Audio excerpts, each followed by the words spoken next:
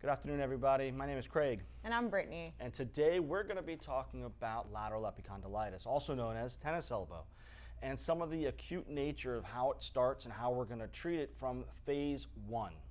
And phase one is just that time period where you're still having pain. It would be when you're looking for some help and trying to find a clinic to go to. But before we enter phase one, be sure to subscribe to our YouTube channel. Be sure to make sure that you hit that bell to get all the notifications as we release new videos for you.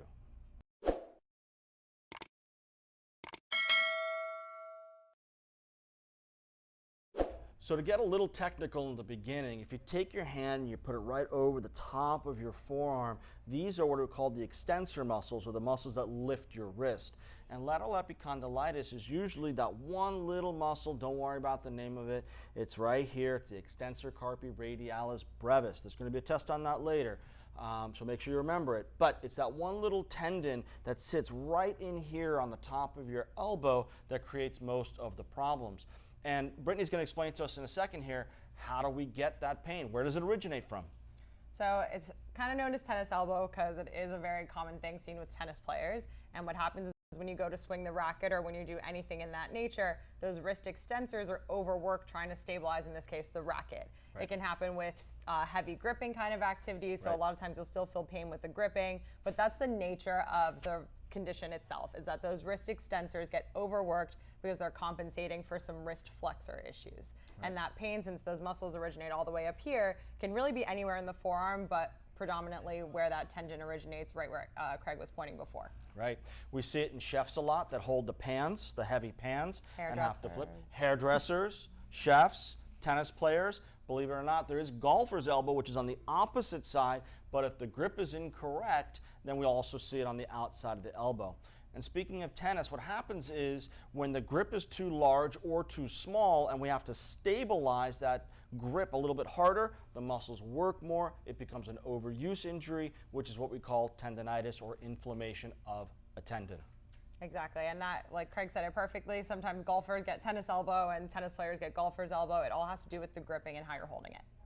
So today what we're going to do is discuss what do we do first. Once we've identified that tennis elbow is exactly what we're treating, as well as what we call lateral epicondylitis, remember these overuse injuries do not happen in a vacuum. They do not happen by themselves. If you're having overuse of an issue here in the elbow, we also want to take a look at the shoulder. We want to take a look at the shoulder blade. We want to take a look at the chest. We want to look at your posture. We want to look at you as a human being overall. Today we're going to discuss the symptomology of lateral epicondylitis for tennis elbow, but remember, this does not exist in a bubble or in a vacuum. We're always going to treat the whole person. Right, and so we talked about some telltale signs and some things that you really want to look for to make sure that it is what we're treating. Is going to be if you touch that area right in the closer to the elbow, you'll lift your wrist up and you can actually feel the muscles come up into your hand.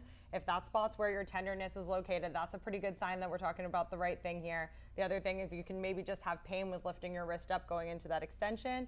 And if you put your hand and kind of resist that movement, you'll also feel pain there. You might have pain with gripping.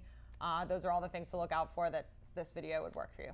So if we've decided that it is a tendonitis and there's no major structural issue involved, we can start with just the very basics, the phase one rehabilitation.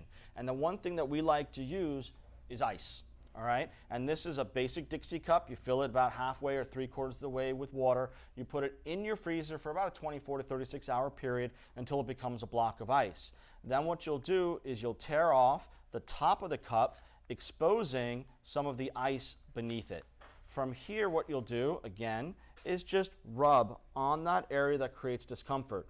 Now, put a towel underneath because the ice will melt and it will drip and it'll create a problem, or a puddle. Puddle problem. So just put a towel underneath to catch that ice. Now, you want to do this for 3 to 5 minutes. And what will happen is your arm will go through first cold, then burn, then ache, and then numb, just a natural process of the body getting nice and cold.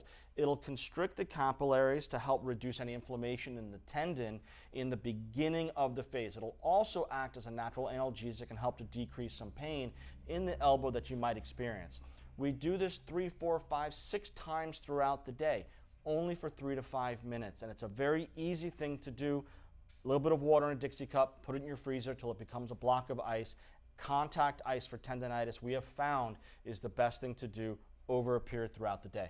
Yeah, and it penetrates a lot deeper than just putting an ice pack onto the skin, because then if you use just an ice pack, it has to go through the gel of the ice pack, the outside layer of the ice pack, then your skin, then get into the muscle. By the time it does, it's not even cold enough. That ice massage will get nice and direct into that area. Ice will melt, and that's what we talked about with the puddle. That's why you might want to have a towel. A gel pack is made of a chemical. It will not decrease its coldness over a period of time, and if you lie on it directly for an extended period of time, you can risk the injury of burning yourself with blisters as a result if using a chemical ice pack. And make sure that you keep moving the ice massage into small little circles, because you can also burn your skin with direct ice. So if you notice it's getting beyond that pinky red and a darker red, take it off.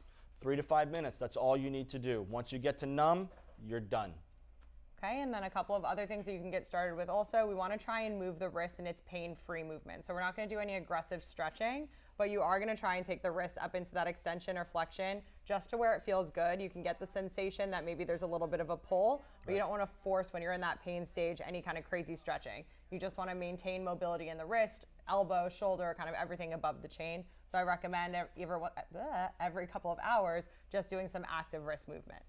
So classic tendonitis signs is an achiness that is after activity. So you might be able to play tennis or golf or whatever it might be, and it might just be a little discomfort in the beginning and then feel fine throughout the activity, and then you might have pain afterwards, or it might wake you up at night. Those are telltale classic tendonitis signs. So the movement that Brittany's talking about here throughout the day is a wonderful way to continue to keep the range of motion available in the tendon that is creating the problem.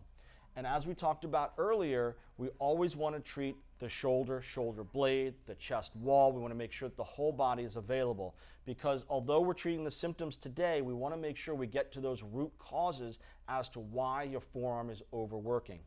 Sometimes in tennis, it could be the strings are too loose or too tight. The grip is too large or too small. The racket itself is too large or too small for you.